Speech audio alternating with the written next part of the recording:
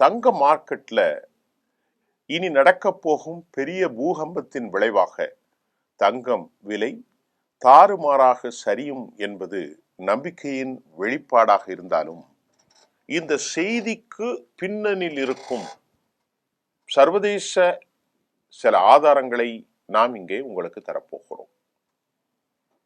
ஒரு காலத்தில் 10,000 ரூபாய்க்கு 10 பவுன் வாங்கலாம். இப்பொழுது ஒரு பவுன் விலை 1 கிராம் விலை 10,000 தாண்டி இருக்கிறது. அதுதான் இங்கே மிக ஆபத்து. நகை கடைகளில் வியாபாரம் குறைந்திருக்கிறது. திருமணங்களில் என் பிள்ளைக்கு 100 சவரன் 50 சவரம் 5 சவரன்கள் கூட இன்றைக்கு போட முடியாத ஒரு களச்சூழலில் நேற்று, அதாவது 17ஆம் தேதி தங்கத்தின் விலை புதிய உச்சத்தை தொட்டது.